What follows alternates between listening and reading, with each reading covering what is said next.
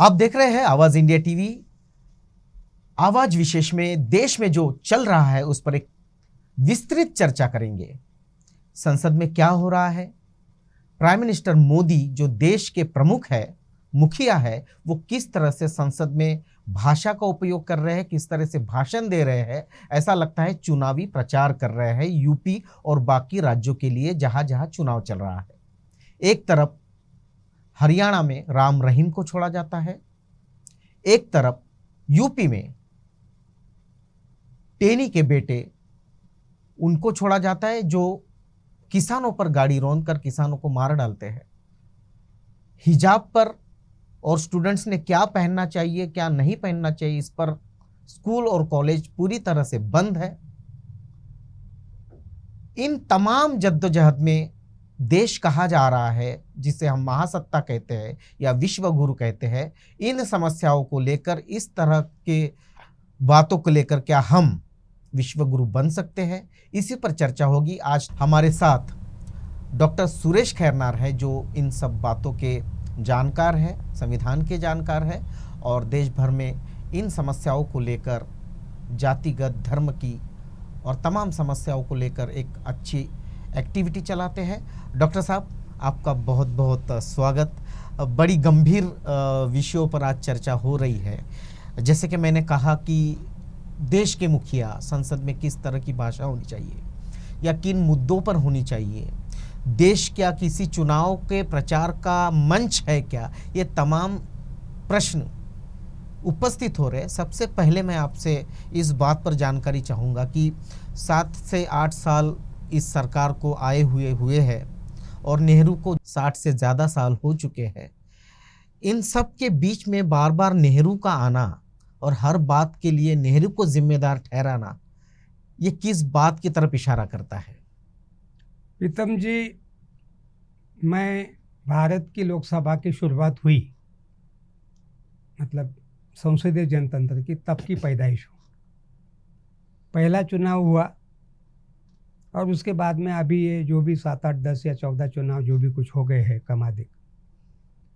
और जवाहरलाल जी जब मरे उस समय मैं 10-12 साल का बच्चा था, इसलिए मैं उतनी मुझे याद नहीं, लेकिन उसके बाद के आए हुए लगभग सभी प्रधानमंत्रियों को मैं बहुत अच्छी तरह, क्योंकि मैं पढ़ने लिखने लग गया, तो हर तरह से मैं उनको पढ़कर देखकर जानता हूँ। ये शायद उस कड़ी में के पहले प्रधानमंत्री होंगे इस देश के जिसका मैं एक नागरिक हूँ, एक मतदाता हूँ। मैं बहुत लज्जित, अपने आप को बहुत असेम्ब्ड महसूस करते हुए बोल रहा हूँ कि इस ढंग का प्रधानमंत्री मेरे देश का अभी तक हुआ नहीं है। संसद में कुछ कुछ सदस्यों की तरफ से गलत बयानी, गलत बातें होने के उदाहरण है, लेकिन प्रधानमंत्री पद पे बैठे हुए व्यक्ति का इस ढंग का संसद ये एक ऐसा सभागृह है जो इस देश के कानून बनाता है। उसको एक तरह से कानून बनाने वाली संस्था भी बोला जाता है और उसके भीतर सर्वोच्च पद पे बैठा हुआ व्यक्ति यानी इस देश का प्रमुख व्यक्ति होता है। वो किसी एक दल का वगैरह नहीं माना जाता है। पीठासीन अध्यक्ष किसी दल के नहीं माने जाते हैं, वो लोकसभा के अध्यक्ष माने जाते हैं। राष्ट्रपति किसी दल के नहीं, वो एक देश के राष्ट्रपति माने जाते। वैसे ही प्रधानमंत्री किसी एक दल के नहीं होते, वो इस देश के प्रधानमंत्री होते, 130-135 करोड़ आबादी के। लेकिन सबसे दुख की बात यह है, भारत के इतिहास में गत 8 साल से जिस ढंग के वर्तमान प्रधानमंत्री के चुनाव के तो छोड़ दो, दीदी वो दीदी और क्या क्या दुनिया भर की मिमिक्री, लेकिन हाउस सभागृह के भीतर में जहाँ सबको सुरक्षा है, वो कुछ भी बोल ले तो भी उसके ऊपर कोर्ट केस नहीं होती है, उसके ऊपर कोई कानूनी कार्रवाई नहीं होती है, वो उससे ऊपर है। यही बात अगर कोई थोड़ा सा उसके बाहर आके कर दे तो तुरंत कोर्ट में खींचा जा सकता है और दुनिया भर का उसके ऊपर दावा। लेकिन ये उस सभागृह के उस कवच का, उस सुरक्षा का फायदा उठाने का इससे घटिया कोशिश मुझे याद नहीं आती है। जनरली मैंने इनके पहली शुरुआत के आपके कारण ही पहला लाल किले का भाषण छोड़ दो, मैं इनके इसलिए कम भाषण सुनता हूँ, देख पाता हूँ, क्योंकि मेरे जैसे सभ्य आदमी के लिए ये इनका जो भी कुछ है, बॉडी लैंग्वेज से लेके, इनका चिल्लाने से लेके, इनका झूठ मूठ की बातें, आवाज़ चढ़ा चढ़ा के, और सबसे खतरनाक भाई और बहनों, ये प्रेम का वाक्य लेकिन मेरे लिए दहशत का वाक्य लगता है जब इनके मुंह से वो आता है तो। और वर्तमान अभी चल रही है लोकसभा, अभी सेशन इज गोइंग ऑन, उसमें का प्रधानमंत्री के नाते इनको 2 घंटे से ज़्यादा समय का जो स्लॉट मिला है, वो इतना घटिया लेवल का वो भाषण है जो हमारे कामकाज में दर्ज है, रिकॉर्ड में भी अवेलेबल है, कभी भी कोई भी उसको सुन सकता है लगे तो। उस सभागृह के भीतर में बैठकर प्रधानमंत्री के मुंह से जो जो बातें निकली है, बहुत ही गंभीर बातें हैं, बहुत गंभीर बातें हैं। प्रधानमंत्री कहते हैं कि गोवा का जो स्वतंत्र का आंदोलन है, अब ये बहुत हास्यास्पद बात है किसी प्राइम मिनिस्टर ने इस तरह की बात करना। तो गोवा का स्वतंत्र है, उसमें सबसे बड़ा जो रोड़ा थे वो नेहरू थे, और नेहरू के वजह से गोवा आज़ाद होने में लेट हुआ या नहीं हो पाया, जल्दी नहीं हो पाया। इसमें कितनी तथ्यता है और कितने इतिहास के जानकार हमारे प्राइम मिनिस्टर हैं। मैं गोवा के आज़ादी के 60 साल का मेहमान रहा हूँ, और पणजी मैं गोवा से आ रहा हूँ। नवंबर महीने में 25, 26, 27 नवंबर के कार्यक्रमों में गोवा के मुख्यमंत्री भी थे, गोवा के राज्यपाल भी थे, मैं भी था, और भी देश के गणमान्य लोग आए हुए थे। और गोवा के स्वतंत्रता आंदोलन के ऊपर की किताब का विमोचन भी मेरे हाथ से हुआ है। वो जल्दबाजी में मैं लाना भूल गया, वो छूट गई है। नेहरू जी का क्या रोल रहा उसको हम बगल में रख देते हैं, लेकिन जिस संगठन से प्रधानमंत्री छाती फुला के बोलते हैं, वो संगठन यही नागपुर में 1925 में स्थापित हुआ है। और जिस गोवा की आज़ादी की तरफ ये इशारा कर रहे हैं, देश की आज़ादी पर मैं बाद में आता हूँ, गोवा के आज़ादी के समय इस संगठन की उम्र, प्रीतम जी, गिनकर 45-46 साल हो गई थी। 1925 का संगठन है, और 61 को अगर गोवा को आज़ादी मिली है तो 61 में से 25 माइनस कर दीजिए आप, कितने साल का संगठन था ये। अब मैं इन्हीं को सवाल करूंगा, क्योंकि ये प्रधानमंत्री बनने के 1-2 साल या कुछ साल पहले तक ये स्वयंसेवक थे, और कहते हैं कि मैं उम्र के 17 साल से स्वयंसेवक था, राष्ट्रीय स्वयंसेवक संघ के स्वयंसेवक। वो स्वयंसेवक आज देश का प्रधानमंत्री है, 72-73 साल का। मैं उनको सवाल पूछना चाहता हूँ, नेहरू का हिसाब तो हम बाद में देखेंगे, आप आपका हिसाब दो। आप देश की आज़ादी, जिस समय आज़ादी का आंदोलन चल रहा था, तब भी आपके संगठन की उम्र 1925 से 25 साल हो गई थी, 20 साल 22 साल हो गई थी। 20-22 साल का थी। बच्चा कोई छोटा नहीं होता। 20-22 साल के बहुत सा सैनिक, मेरे पिताजी खुद थे उसमें। मेरे पिताजी 1921 के पैदा हुए थे, आरएस की स्थापना से 4 साल पहले। पिछले साल मेरे पिताजी की शताब्दी थी।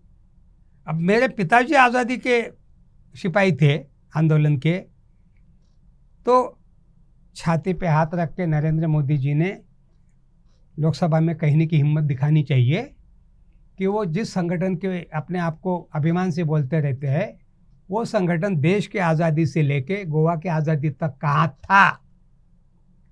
इंडिविजुअल 1-2 आदमी का नाम वो ले सकते हैं, वो मुझे भी मालूम है, जगन्नाथराव जोशी से लेके कोई 1-2। What about barrister Vinayak Damodar Savarkar, जिनके हिंदुत्व के ऊपर इन्होंने अपनी पूरी बिल्डिंग खड़ी की है। 1967 में प्रायोपवेशन करके मरे हैं। गोवा के आज़ादी के और 5 साल बाद वो जिंदा थे। भारत के स्वतंत्रता आंदोलन के 1910 में वो पकड़े गए थे, और माफ़ी मांग के 1924 में जब महारानी साहिबा से 3-3, 4-4 खत लिखकर, अब उनकी किताब भी आ रही है, हमारे एक दोस्त है आप ही की बिरादरी के, उनकी निरंजन टकले की माफ़ी वीर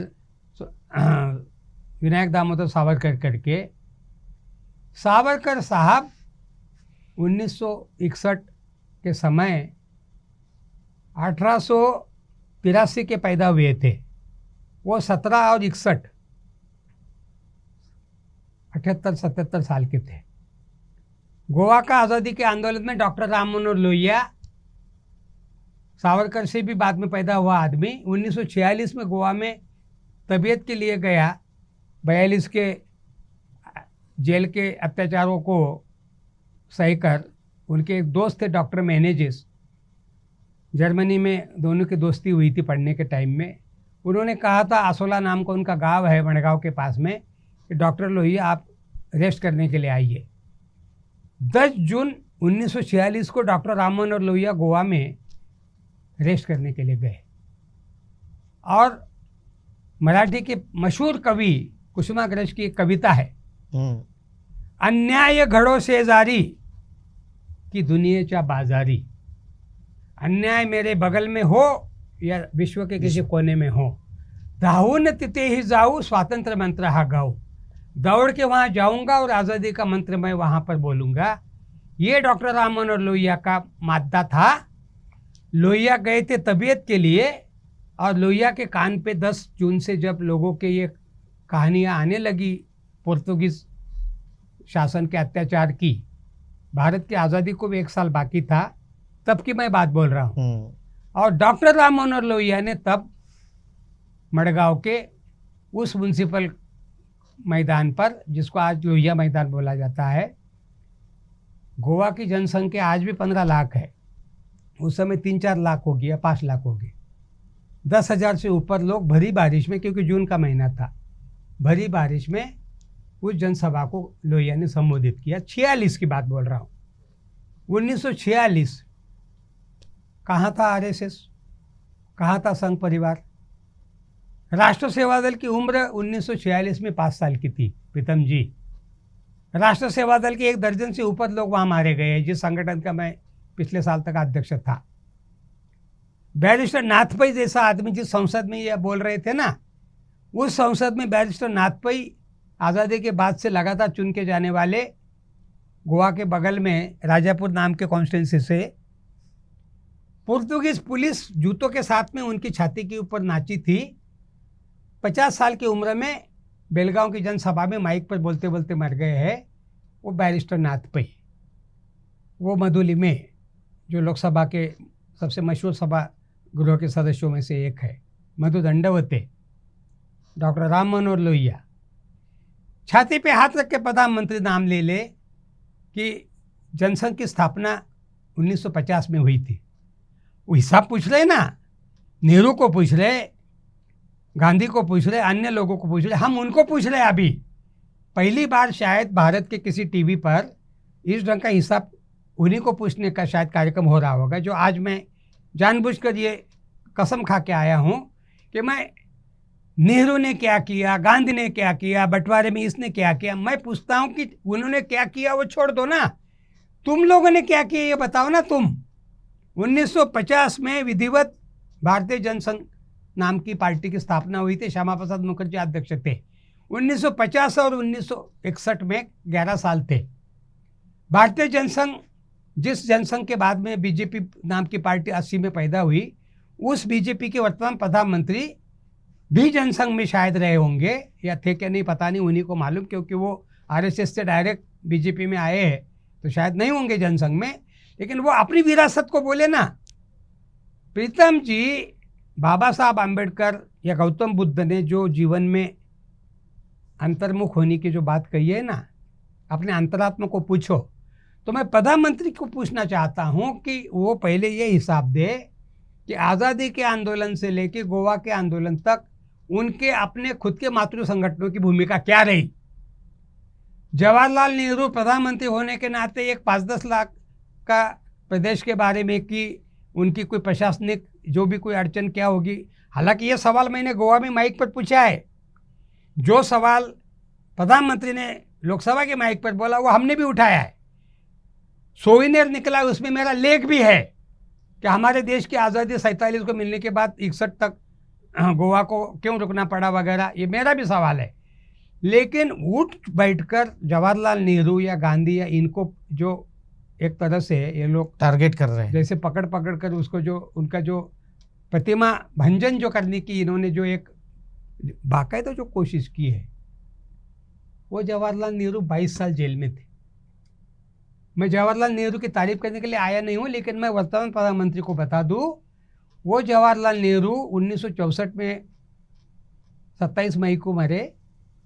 1964 और थोड़े से 5-10 साल पहले के अगर छोड़ दो तो जवाहरलाल नेहरू का 1/4 जीवन का हिस्सा जेल में गया है। जवाहरलाल नेहरू की आखिरी जेल है 1942 में ग्वालियर टैंक, जिसको अभी आगर खत्म मैदान, वहाँ पकड़े जाने के बाद से गिन के 3 साल की जेल है, आखिरी वाली जेल। तो उसके पहले के अगर पूरे जेल के उनके आप सज़ाओं को काउंट करते हैं तो 20 साल से ऊपर। प्रधानमंत्री थे 17 साल, लेकिन उससे ज़्यादा समय जेल में रहने का उनका रिकॉर्ड है। किसको हिसाब पूछ रहे? और ये जिस मातृ संगठन का आज कुबड़ी ले लेके इस पद तक पहुँचे हुए हैं, ये सब करने के बाद आप इस देश के प्रधानमंत्री पद पे आपके आने की, कितने लाशों के ऊपर पाँव रख रख के आने की आपकी हिस्ट्री है भाई। और आपने आज़ादी के आंदोलन में क्या हिस्सा लिया, इसका आप हिसाब नहीं दे रहे। आपके आइडियालॉग ने माफ़ी मांग के 1924 से जेल से बाहर आने के बाद में 1947 तक 23 साल, और उसके बाद गोवा वाला भी अगर जोड़ दे हिसाब, किसको हिसाब पूछ रहे हैं आप? आप जिनको महाराष्ट्र बीजेपी का 2014 का भी 2019 का भी इलेक्शन मैनिफेस्टो अगर आप पढ़ोगे, उसमें साफ साफ लिखा हुआ है भारत रत्न दो। किसको भारत रत्न देना चाहते हैं आप? जिस भारत रत्न की बात कर रहे हैं, वो भारत रत्न आज़ादी के आंदोलन में कम से कम 25 साल से ज़्यादा समय गायब था। मैं कबूल करता हूं कि वो 1910 से बाकायदा जेल में जाने तक का उनका मैं स्वतंत्रता आंदोलन का भागीदारी में मानता हूं, लेकिन उन्होंने माफ़ी मांगी।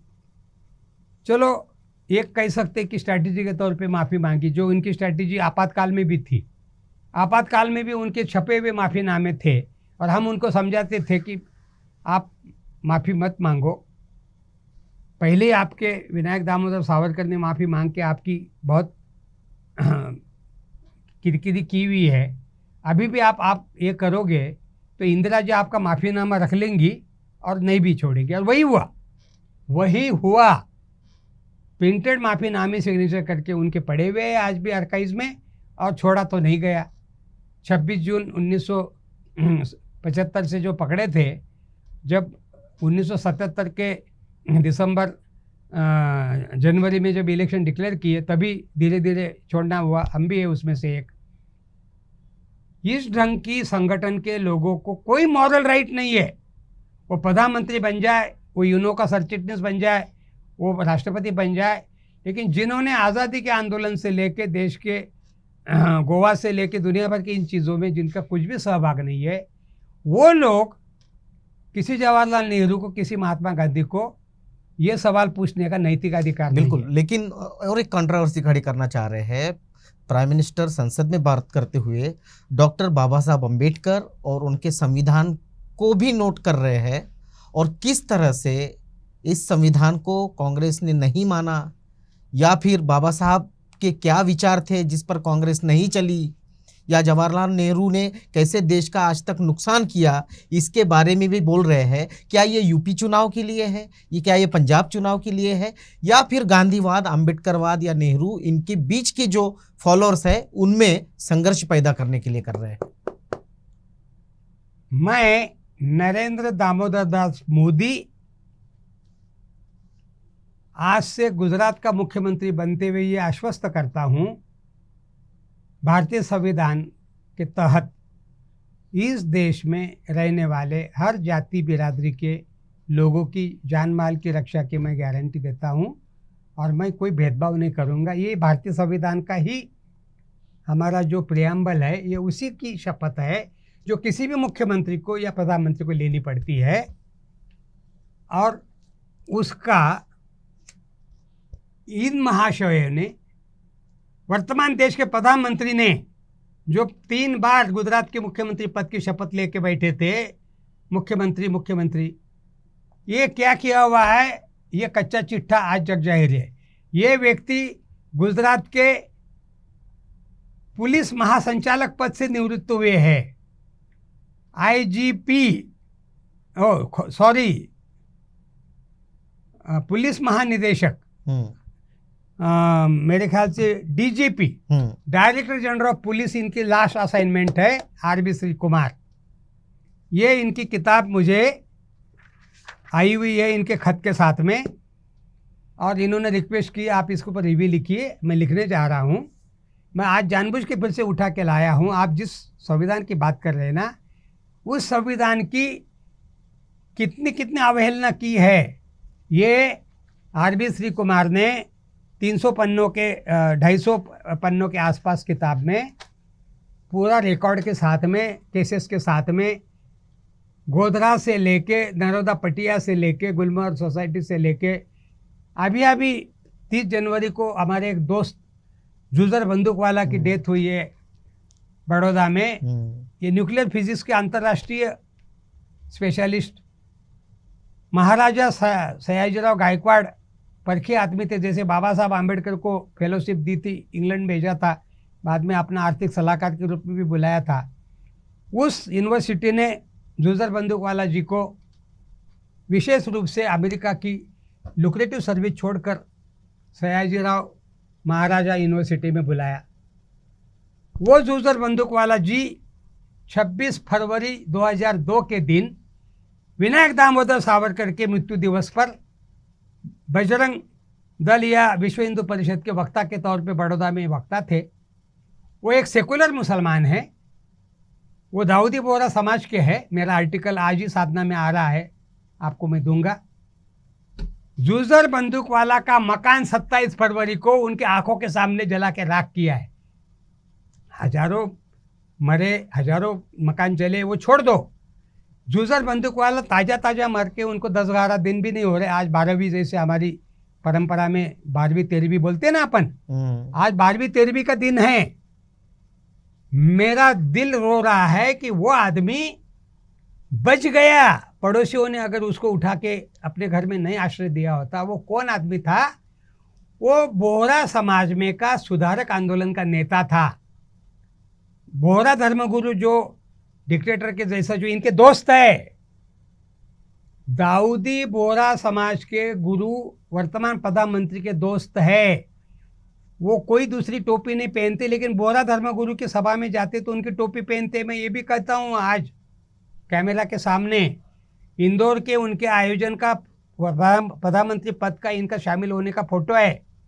ये जो कहते हैं ना मैं कोई टोपी नहीं पहनता हूँ, ये बोहरा धर्मगुरुओं की टोपी पहने, क्योंकि उनसे इनकी दोस्ती है। और दोस्ती क्या क्या हो सकती है वो आप समझ सकते हैं, क्योंकि बोहरा जमात ये गुजराती एक पैसे वाली जमात है, आप समझ जाइए, उसमें से समझदार को इशारा काफ़ी है।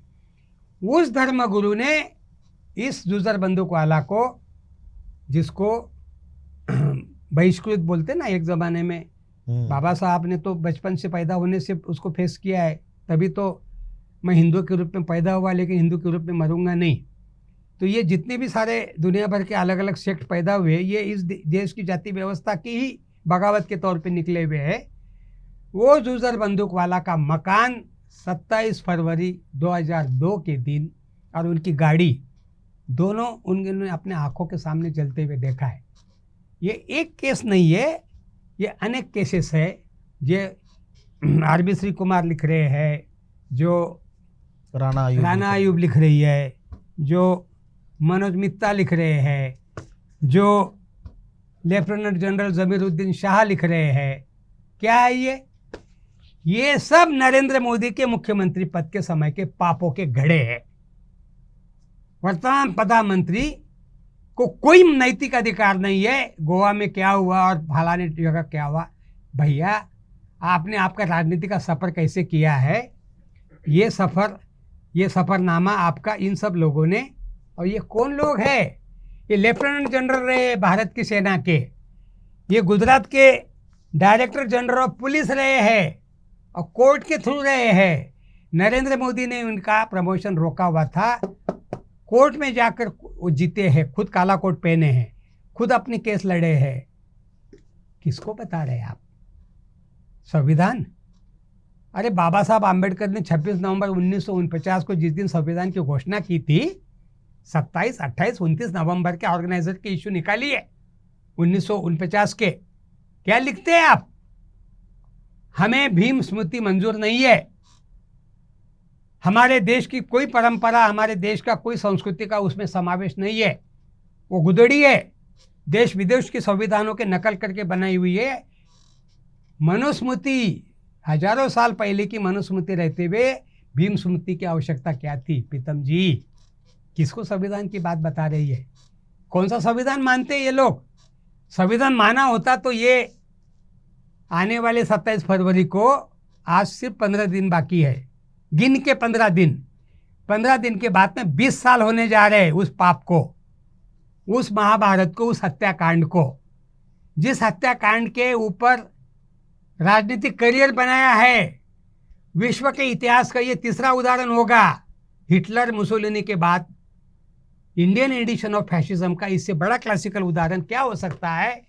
दंगे की राजनीति करके प्रधानमंत्री पद तक पहुंचने वाले आदमी को कोई नैतिक अधिकार नहीं है गोवा से लेकर भारत की आज़ादी के आंदोलन में क्या हुआ क्या नहीं बोलने का। इस देश की आज़ादी के साथ खिलवाड़ किया जा रहा है, कदम कदम पे खिलवाड़ किया जा रहा है, गाय से लेके, पहनावे से लेके, दुनिया भर की बातों से लेके। किसको बता रहे संविधान? अरे संविधान की धज्जियां तो आप फुटबॉल के जैसा उसके साथ में आप संविधान का आप ऐसा के तैसा कर रहे। यही नागपुर के बाबूराव घटाटे के अध्यक्षता में संविधान संशोधन की कमेटी बनाई गई है अटल बिहारी वाजपेयी जी के समय। ये तो अभी दूसरे प्रधानमंत्री बने हैं उनके पहले प्रधानमंत्री जिन्होंने इनिंग स्टार्ट की थी भारतीय जनता पार्टी के इंडिया के टाइम में, कितना संविधान के प्रति सम्मान है हमको मालूम है ना। संविधान तो इनको तो आंखों में चुभने वाला सबसे बड़ा ग्रंथ है, इनका बस चले ये तो संविधान को जला के राख कर दे ये संविधान। लेकिन इनको सुविधाजनक ढंग से संविधान काम आता है जब इनके ऊपर बीतती है तब। अब इनकी सांस फूल रही है उत्तर प्रदेश, गोवा, मणिपुर, उत्तराखंड, पंजाब के चुनाव में। असली दर्द इनका जो है, और सबसे बड़ी दिक्कत है प्रीतम जी, चुनाव में सभा लेने के लिए जाने को इनको आत्मविश्वास नहीं है। मौसम खराब होने की बात बोल के ये सभाएं टाल रहे हैं। कौन सा मौसम खराब है ये बच्चा भी समझ में आ रहा है। कैसा मौसम खराब है? इनको पंजाब की जिस सभा से वापस आने की बात करके इन्होंने एयरपोर्ट पे बोला ना कि मुख्यमंत्री को धन्यवाद कहिएगा, मैं जिंदा वापस आ गया। 750 लोग बैठे थे। अब वही आलम इनको बुलंदशहर से लेके दुनिया भर की सभाओं का जो इन्होंने कैंसिल करने के मौसम का जो किया, ये वो फ्रस्ट्रेशन है। असल में इनको गुस्सा गोवा को लेकर या किसी और चीज़ को लेकर नहीं है, इनको गुस्सा है इनके जमीन, पैर के तले जमीन खिसकने की। उस उत्तर प्रदेश में जिसमें अभी फर्स्ट पेज का परसों चुनाव समाप्त हुआ, वोटर लिस्ट में गड़बड़ी करने के बावजूद एक एक गांव में 500-700 वोटर है तो 200 नाम गायब है। 8-8 लोगों की फैमिली वापस आ रही, वो सब आप लोगों ने दिखाया टीवी पर। उसके बावजूद भी मैं कॉन्फिडेंट हूँ रिजल्ट क्या निकलेगा ये मैं कहीं प्री पोल में कहीं दे रहा हूँ। बिल्कुल रिजल्ट तो निकलेगा, वो 10 तारीख को हमें पता चलेगा, मार्च को। एक और हास्यास्पद बात संसद में कहते हैं कोरोना को लेकर, जिस कोरोना में हमने सबने अपने लोगों को गंवाया है। देश में अनगिनत लाशें देखी है, गंगा में लाशें बहा देनी पड़ी, ऑक्सीजन नहीं मिला, मेडिसिन नहीं मिले, दवाखाने नहीं थे, और तब ये मंदिर का न्यास कर रहे थे, मंदिर का भूमि पूजन कर रहे थे जब अस्पताल की ज़रूरत थी। वे कहते हैं कि जब हमने लॉकडाउन लगाया तब महाराष्ट्र की सरकार और महाराष्ट्र के तरफ इशारा करते हैं कि यहाँ के लोगों ने, यहाँ के नेताओं ने यहाँ से लोगों को बाहर निकाला और देश भर कोरोना को पहुँचाया।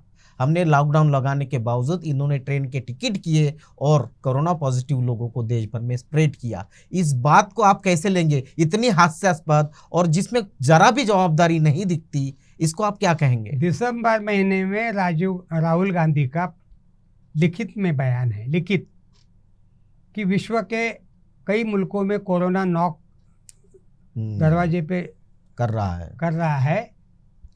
हम सावधान कर रहे हैं भारत को भी, प्रिकॉशनरी मेजर्स लेने चाहिए करके। एक दल के नेता भी है, संसद के सदस्य भी है। मैं तो कहता हूँ कि इस देश का कोई एक जिम्मेदार नागरिक भी अगर खत लिखता है तो उसका कॉग्निजेंस लेना चाहिए। राहुल गांधी कोई ऐसे, भले आप कुछ भी उनको बोलते रहिए, लेकिन आखिर कुछ भी किया तो भी वो एक कभी सत्ता में रहे हुए दल, बहुत बड़े विरोधी दल के नेता के तौर पे उन्होंने ध्यान आकर्षित किया, आपने इग्नोर किया। आपके प्रिय राष्ट्रपति डोनाल्ड ट्रंप, जिनको आपको आपकी ताकत दिखानी थी, इसलिए आप आपके गृह राज्य में मोटेरा स्टेडियम, जो अभी आपके नाम पे मशहूर होगा है, उस मोटेरा स्टेडियम में लाखों लोग इकट्ठा किए थे। क्या तारीख थी? क्या तारीख थी बताए, याद करें थोड़ा प्रधानमंत्री जी। और उसके 2 या 3 दिन के बाद में आप लॉकडाउन की घोषणा करते। आप तब तक पूरा खेल खेल रहे थे, आप इग्नोर किए जा रहे थे। इस देश में कोरोना घुस गया था, इस देश में कोरोना से लोग मरने की संख्या शुरू हो गई थी, तब भी आपको जू नहीं रहेंगे आपके कानों पे। वो गैर जिम्मेदारी वाली बात, और आपने ऑल ऑफ सडन 23 मार्च 2019 को लॉकडाउन की घोषणा कर दी। मुझे वो दिन अच्छी तरह याद है। आप कल्पना कीजिए कि आप बम्बई गए हुए हैं किसी काम से और 23 मार्च को आप अटक गए हैं और आपका परिवार यहाँ पड़ा हुआ है। जो पापी पेट के लिए गए उनकी बात मैं बाद में करूँगा, लेकिन जो लोग अलग अलग कारणों से एक जगह से दूसरी जगह जाते हैं किसी अपने घरेलू महत्वपूर्ण कामों से, उन लोगों को आपने देश भर में 135 करोड़ की आबादी में कम से कम लाखों लोगों को इस ढंग से आपने अटका के रख दिया है। क्या करेंगे वो लोग? एक। दूसरा, आज़ादी के 75 सालवा जश्न मनाने जा रहे हैं, लेकिन 75 साल में भी इस देश के रोजगार की समस्या, और वो भी जिस महाराष्ट्र की तरफ इशारा कर रहे हैं, वो महाराष्ट्र भारत के कितने सारे प्रदेश के लोगों को रोजगार देने वाला महाराष्ट्र है। इकोनॉमिक कैपिटल किसको बोलते हैं? एक है राजनीतिक कैपिटल दिल्ली, और इकोनॉमिक कैपिटल मतलब क्या? वहाँ पैसे का टकसाल है क्या? वहाँ उद्योग है, वहाँ काम है। वहाँ एक आदमी जेब में एक आना भी न रहते हुए अगर पहुँच गया तो उसको कम से कम वड़ा पाव तो भी मिल जाता है, कुछ तो भी बोझा उठा के या कुछ करके, क्योंकि 2.5-3 करोड़ का आबादी का वो आज एक शहर बन गया है। तो हर देश के कोने से जाने वाला आदमी, वो सिनेमा हो या कोई मजदूरी हो, वो पापी पेट के लिए जाता है। एक तो सबसे दुखद बात, 75 साल के मुल्क को जश्न मनाते हुए ये याद रखना चाहिए कि हमारे देश में अभी भी हम 40% भी लोगों को राहत नहीं दे पाए हैं। रोजगार के लिए लोगों को दर दर की ठोकरें खानी पड़ती है। 2.5-3 करोड़ आबादी के शहर में अगर आप 1 करोड़ मान ले, मैं मोटा मोटी बोल रहा हूँ, मैं कोई एग्जैक्ट फिगर नहीं बोल रहा, मैं एक रैंडम, 1 करोड़ गोवा भी नहीं है, गोवा 15 लाख का है। 1 करोड़ कश्मीर भी नहीं है, 80-90 लाख का है। 1 करोड़ के इस देश के कई राज्य नहीं है प्रीतम जी, और 1 करोड़ पॉपुलेशन आपने 23 मार्च 2019 से अगर आपने रोक के रख दी, उसको काम नहीं, उसको रोजगार नहीं, उसका आवागमन की सुविधा नहीं, रहने की सुविधा नहीं। प्रीतम जी, सबसे भयावह बात, आप आज ही बम्बई से आ रहे हो, आप बताइए बम्बई के 2 करोड़ या 2.5 करोड़ लोगों में कितने लोगों के छत माथे पे छत है? उस बम्बई में आप 1 करोड़ में, मोटा मोटी आंकड़ा बोल रहा हूँ, ऐसे लोगों को बगैर रोजगार से, बगैर शेल्टर से, बगैर खाने पीने से, बगैर किसी इससे आपने हैंगिंग। एक प्रधानमंत्री के नाते मैं इस बहाने आप मुझे थोड़ा सा इंस्टिगेट कर दिए। 1 करोड़ आबादी के विश्व में मुल्क भी नहीं है, देश तो छोड़ो, राज्य तो छोड़ दो, मुल्क भी नहीं है। कई यूरोपियन राष्ट्रों की आबादी सिर्फ 59 लाख 50 लाख ऐसी है। ये आबादी को आप बम्बई जैसे शहर में बगैर रोजगार से, बगैर किसी कामकाज से अटका के रखने की बात, आप प्रशासक हो ना, आप 3 बार मुख्यमंत्री बने ना, आप दूसरी बार है ना आपके प्रधानमंत्री बनने की, तो आपको ये शोभा नहीं आता है कि 2 करोड़ से ऊपर आबादी वाले शहर में आप लगभग आधी आबादी को बगैर कामकाज से, बगैर किसी उनको पेट चलाने के लिए किसी उद्योग से, बगैर किसी आवागमन से आप सिर्फ उनको कैद करके रखना चाहते हो। आप कल्पना कीजिए लॉ एंड ऑर्डर के हिसाब से, मानवता के भी हिसाब से ये कितना भयावह बात होती। तो ऐसे लोगों को अटका के रखने का गुनाह आपने किया है। आपने 23 मार्च को बगैर कुछ किए सूचना दिए, नोटबंदी के जैसे लोगों को ऑल ऑफ सडन आपने लॉकडाउन में अटका के रख दिया। एक तरह से आपने, नरेंद्र दामोदर दास मोदी ने 23 मार्च 2019 को देश भर में लोगों को एक तरह से अटका के रख दिया है, जेल में रख दिया है, एक तरह से आइसोलेशन में कर दिया है, वाहन बंद कर दिए हैं। प्रीतम जी, आप ही लोगों ने लोगों को सर पे बोझ लेते हुए बम्बई से नागपुर भी नहीं, कलकत्ता तक, नागपुर शहर का कस्तूरचंद पार्क का फोटो है रात की, आधी रात का, किसी ने वीडियो दिया है मुझे। वो साइकिल से बंगाली बच्चे कलकत्ता जा रहे हैं बम्बई से, साइकिल खरीदी उन्होंने अपनी जमा की भी पूंजी से 2-3 हज़ार रुपये की, और उन साइकिलों के पीछे उनका सामान बोझा प्लास्टिक में लपेटा हुआ। और कस्तूरचंद पार्क में आप जैसे कोई खोजी पत्रकार ने पकड़ के उनका वीडियो लिया।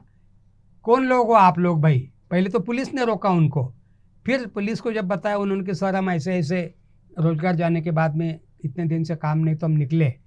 यानी आप लोगों को रास्ते पर भी निकलने नहीं दे रहे। उत्तर प्रदेश की पुलिस ने कैसा मेंढक बना बना के लोगों को सामान के साथ में दौड़ाया है, उसकी भी फोटो है मौजूद अपने पास में। ये सब कांड 135 करोड़ आबादी के देश में करने के बाद में आप सवाल कर रहे, और एक प्रदेश जहां पर आपकी सरकार नहीं तो आप उसको कटघरे में खड़ा कर रहे। प्रधानमंत्री के पद पे बैठे हुए व्यक्ति को शर्म आनी चाहिए।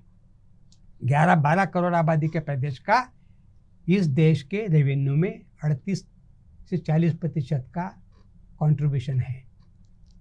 इस देश का अगर 100 रुपये जा रहा है दिल्ली में, तो उसमें से 30 से 40 रुपये के बीच का महाराष्ट्र का जा रहा है। वो महाराष्ट्र है जो इस देश के किसी भी प्रदेश से बगल में ही है। उत्तर प्रदेश 20 करोड़ का, महाराष्ट्र से डबल आबादी का, उस प्रदेश का आप अपमान कर रहे। उस प्रदेश के बाबा साहब का स्मारक बनाने का नाटक कर रहे। उस प्रदेश के शिवाजी महाराज का नाम लेके थकते नहीं हो आप। उस प्रदेश के दुनिया भर के जो भी महान लोग हो गए, और उस प्रदेश को समय आया तो आप कटघरे में खड़ा कर रहे। एक मराठी होने के नाते, एक महाराष्ट्र होने के नाते मैं कड़े शब्दों में निंदा करूंगा प्रधानमंत्री के महाराष्ट्र को कोरोना में जिम्मेदार ठहराने के लिए। कांग्रेस पार्टी से मेरा दूर दूर तक का संबंध नहीं है। मैंने आपातकाल में जेल में गया हूं और मैंने अपने नाखून को शाही कांग्रेस के खिलाफ वोट देने के लिए लगाई है, पहली बार जिंदगी में। मैं कोई कांग्रेस का प्रवक्ता नहीं हूं, लेकिन कांग्रेस के माथे के ऊपर ये कलंक थोपने में प्रधानमंत्री को शर्म आनी चाहिए, क्योंकि इस देश में राज उनका था। इस देश में मेजॉरिटी राज्यों में, उत्तर प्रदेश से लेके महाराष्ट्र में भी कब आया महाराष्ट्र में अभी का राज? तो किसी एक प्रदेश को, किसी एक पॉलिटिकल पार्टी को जिम्मेदार ठहरा के आप अपनी चमड़ी बचा रहे हो। एक तो इतने बड़े पाप करके आपने चमड़ी बचा के आपने आपको खुद को हिंदू हृदय सम्राट करके 56 इंच 44 की 56 इंच छाती कर ली, 1 फीट 12 इंच छाती आपने बढ़ा ली। और अभी आप कोरोना को लेकर आप शीशे के घर में रहने वाले दूसरों के घरों पे पत्थर नहीं मारते हैं। प्रधानमंत्री जिस उत्तर प्रदेश की बात कर रहे हैं ना, जहाँ चुनाव चल रहा है, 20 करोड़ आबादी में कितने लोग मरे हैं आंकड़े बताओ ना, बोलना लोकसभा में।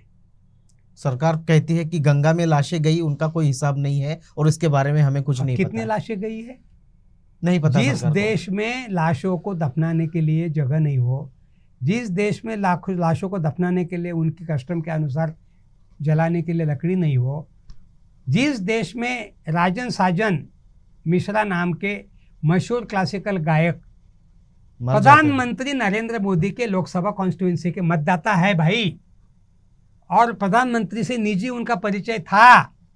वो अपनी गाड़ी में अस्पताल के बाहर फोन कर रहे, प्रधानमंत्री जी मैं फलाना फलाना गायक, आपने मेरा गाना सुना है और आपका मैं मतदाता भी हूँ। मैं ऑक्सीजन के अभाव में दम घुट रहा है मेरा और मुझे अस्पताल में बेड भी नहीं मिल रहा है। मैं अस्पताल के गेट पर खड़ा हूँ, गाड़ी में मेरी। मर गए, लाखों लोग मरे, 40 से 50 लाख, वो आंकड़ा छोड़ दो, वो बताना नहीं चाहते, जानबूझ के छुपा रहे हैं, क्योंकि 40 से 50 लाख के तो कई देश भी नहीं है ना। तो बहुत बड़ी आबादी जो कोरोना के काल में चली गई है, जिसमें मेरे अपने प्रिय दोस्त लोग हैं। अभी मैं आपके स्टूडियो आने के पहले आपके साथी से बात कर रहा था, मैंने अपने प्रियजनों को खोया है। भाऊ के साथ में मैं आप ही के स्टूडियो में बैठा हूँ पैनल डिस्कशन में। एक बेहतरीन हमारा बुद्धिवादी दोस्त, हमारा अम्बेडकराइट दोस्त हमने खोया है इसी शहर का, और नाम ले सकता हूँ मैं, लेकिन उदाहरण के लिए बता रहा हूँ मैं। इतने लोगों की मृत्यु को देखने का दुर्भाग्य हमारे हिस्से में आया है। प्रधानमंत्री के पद पर उनको थोड़ी भी अगर लाज शर्म होगी मन में, तो देश के कोरोना के काल में चले गए लोगों के बारे में वो थोड़ा तो कुछ लिहाज बरते। उनके अपने खुद के मंत्रिमंडल के कितने सारे लोगों को कोरोना हुआ था, 3 बार वर्तमान गृह मंत्री को भी एडमिट होना पड़ा था, 6 महीना उनको टीवी पे या मीडिया में नहीं देखा है। एक महामारी आई थी, जैसे किसी ज़माने में प्लेग की बात हम सुनते 1907-6 वगैरह की। हम पैदा हुए तब से तो हमने कोई ऐसी महामारी देखी नहीं, हम उसके लिए प्रधानमंत्री को जिम्मेदार नहीं मानेंगे। सवाल होता है आपदा प्रबंधन, उनका प्रिय शब्द है, ये मेरा नहीं, ये जुमले वाली बात है ना, ये उनके मुंह से आई हुई बात है। आपदा में अवसर की तलाश, ये आपदा में अवसर की तलाश है। माथे के ऊपर का, तालू के ऊपर का मक्खन खाना, मराठी में जिसको कहावत है, मेलेल्या माणसाच्या टाळूवरचं लोणी खाणं, ये वो चल रही है राजनीति। कोरोना के नाम पे लोकसभा जैसे जिम्मेदार सभागृह में बोलते हुए प्रधानमंत्री ये भूल गए कि वही इस देश के प्रधानमंत्री है, और कुल मिला के उन्हीं के ऊपर जिम्मेदारी भी आती है। विश्व के कितने सारे राजनेताओं ने माफ़ी मांगी है, अमेरिका से लेके इंग्लैंड के प्रधानमंत्री तक ने कबूल किया है। नरेंद्र मोदी जी में थोड़ी भी अगर नरेंद्र, क्योंकि विवेकानंद का नाम है, नरेंद्र नाम उनके माँ बाप ने शायद स्वामी विवेकानंद के नाम के कारण रखा होगा, और वो भी विवेकानंद के भक्त। ऐसा राणा आयुब को जब वो उनको आखिरी बार मिली थी ये किताब लिखने के पहले, अंतिम मुलाकात राणा आयुब की, आखिरी जो पन्ने हैं 2 CM, और उसने कहा कि मैंने उनका टेबल के ऊपर विवेकानंद का फोटो देखा और ओबामा साहब की जीवनी भी देखी। बड़े गौरव से वो मुझे बता रहे थे। और ये भी एक पत्रकार एक डॉक्यूमेंट्री बनाने के नाम पे गई थी, तो इसलिए वो बहुत खुश होके दुनिया भर के टेबल पे सजा के बैठे हुए थे। नरेंद्र नाम लेने के बावजूद इतना झूठ बोलना शोभा नहीं देता है। देश के प्रधानमंत्री के पद पर और लोकसभा जैसे सभागृह के ऊपर, मैं अगर लोकसभा का किसी भी पार्टी का सदस्य होता तो मैंने इनके ऊपर तुरंत सभागृह के अवमानना का नोटिस दाखिल कर दिया होता। मुझे नहीं पता कौन लोकसभा सदस्य क्या कर रहा है, लेकिन अगर मैं होता, प्रधानमंत्री के उस भाषण के ऊपर इन्होंने, उसमें कई उदाहरण हैं। महाराष्ट्र जैसे प्रदेश को आरोपित, कांग्रेस जैसी पॉलिटिकल पार्टी को आरोपी से लेके गैर जिम्मेदाराना ढंग से इन्होंने ऐसे ऐसे वक्तव्य दिए, 2 घंटों में इनका बैलेंस चला गया, एक तरह से आत्मविश्वास डोल गया, और उत्तर प्रदेश के चुनाव की नैया डूबने का जो डर था वो टोटल उनके उस 2 घंटे के भाषण में शब्द शब्द में ध्वनित हो रहा है। बिल्कुल। और उत्तर प्रदेश के चुनाव की पराजय की वो आक्रोश की बात थी पूरी। संसद में 2 घंटा तक नरेंद्र मोदी जो देश के प्रधानमंत्री है भाषण देते हैं, लेकिन उसमें भी विकास का मुद्दा बिल्कुल गायब है। उसमें भी मंदिर, मस्जिद, स्मशान से लेकर सारी चीज़ें, और जो चीज़ का दोष खुद लेना चाहिए, उसको किसी और के मत्थे पे मढ़कर खुद को निकालने की जो कोशिश है वो बेहद शर्मनाक है। डॉक्टर साहब, आप यहाँ आए, इन सब मुद्दों पर आपने विश्लेषण किया, आपका बहुत बहुत आभार।